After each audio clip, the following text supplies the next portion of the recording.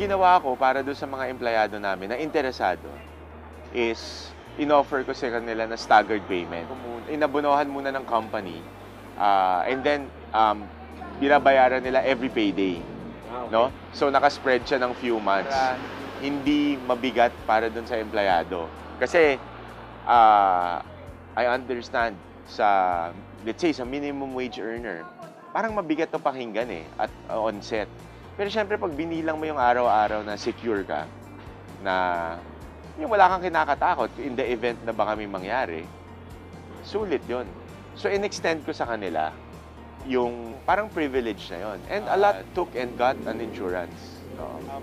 Sa mga kumpanya, no, na, well, yung kagaya namin, na pinasok ko yung program, dun sa mga interesado, no, I mean, ako, nakita ko, 3 sa empleyado ko yung nakaklaim sa mga kumuha.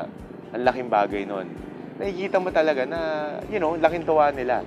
So, nire-recommend ko talaga to sa mga empleyado kasi, yun nga, kung baga, meron kang fallback pag may nangyari. Di ba? Covered kayo, hospital, resting period, okay lahat Wala kang talo talaga.